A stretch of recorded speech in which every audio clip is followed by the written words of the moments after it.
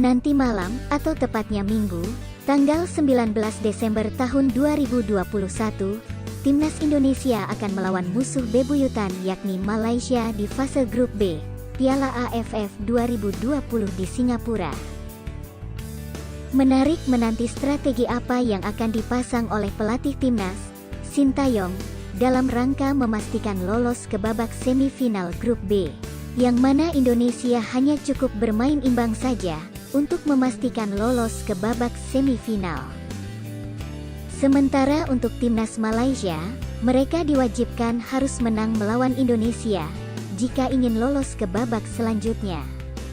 Dengan begitu, bisa dipastikan Timnas Malaysia pasti akan bermain agresif dari awal pertandingan.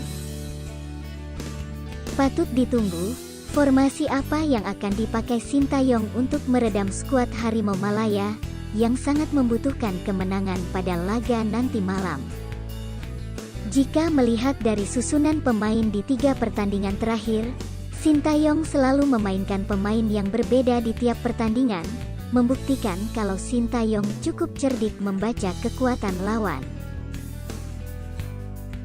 Saat melawan Kamboja, Indonesia memakai formasi 4-1-4-1, yang saat itu berhasil menekuk Kamboja dengan skor 4-2. Di kesempatan kedua, saat menghadapi Laos, Sintayong sepertinya ingin Timnas tampil lebih agresif dan mengubah formasi menjadi 4-3-3. Terbukti dengan keberhasilan Timnas menggulung Laos dengan skor 5-1.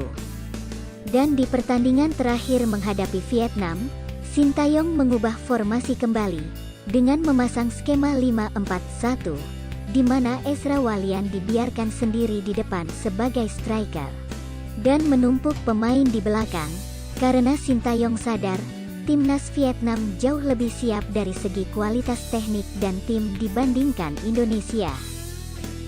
Terbukti, strategi Sintayong tersebut berhasil menahan imbang Vietnam dengan skor 0-0. Walau Timnas harus jatuh bangun meladeni permainan cepat dan terorganisir Vietnam selama 90 menit. Lalu, apa formasi yang dipakai Sintayong untuk menghadapi Malaysia? Perlu diingat, untuk kualitas permainan, Malaysia masih di bawah Vietnam. Tapi perlu dicatat, saat bertemu Vietnam, Timnas Malaysia tidak bisa menurunkan banyak pemain intinya akibat COVID-19 dan cedera. Bahkan saat itu, Timnas Malaysia mengancam akan mundur dari turnamen akibat krisis pemain dan tidak boleh menambah jumlah pemain karena masalah ini. Artinya di atas kertas, Timnas Malaysia akan menjadi ancaman yang serius jika dengan kekuatan penuh. Apalagi tim Malaysia punya waktu istirahat yang lebih panjang dari Indonesia. Menarik untuk dinanti, formasi apa yang akan diterapkan Sintayong menghadapi Malaysia?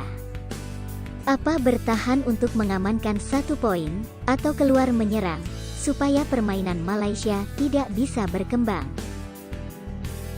Di tim Indonesia, beberapa pemain andalan Timnas saat ini belum, bahkan tidak bisa memperkuat Timnas karena masih ditahan klubnya. Sebut saja Egy Maulana Fikri dan Bagus Kavi, dan syukurnya, pemain belakang harapan Indonesia, Elkan Bagot, sudah bergabung dengan Timnas, yang bisa lebih memperkuat lini belakang Indonesia.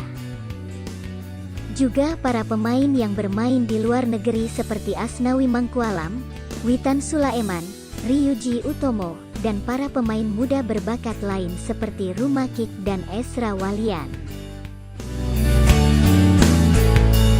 Berikut perkiraan formasi yang akan dipasang Sintayong dalam menghadapi Malaysia. Kiper. Untuk kiper kemungkinan masih akan mengandalkan Nadeo Argawinata, mengingat penampilannya saat menghadapi Vietnam yang baik. Bek tengah kemungkinan akan diisi oleh Dewangga dan Elkan Bagot, yang khusus untuk Dewangga, kualitasnya sudah terbukti dengan selalu jadi starter di 3 pertandingan terakhir. Bek sayap kanan akan diisi oleh Asnawi Mangkualam, yang selalu menjadi andalan Sintayong di 3 pertandingan terakhir. Bek sayap kiri diisi oleh Edo Febriansyah. Sama seperti Asnawi, Edo selalu jadi starter di 3 pertandingan terakhir. Gelandang bertahan, kemungkinan akan memasang Rahmat Irianto. Pemain asal Persebaya ini dikenal kokoh dan sulit dilewati. Pengatur serangan mungkin akan diisi Evan Dimas. Selain jadi motor serangan, Evan Dimas juga berperan sebagai kapten dalam tim. Gelandang serang bisa saja diisi oleh Ricky Kambuaya, yang selalu menjadi pilihan Sintayong dalam 3 pertandingan terakhir. Sayap kanan akan diperkuat oleh Witan Sulaiman, sedangkan sayap kiri menjadi milik Irfan Jaya, yang selama ini selalu menjadi pilihan Sintayong. Dan penyerang, kemungkinan masih mengandalkan Ezra Walian, yang memiliki tubuh kekar, selain jadi target man, juga bisa menjadi pemantul bagi pemain lain.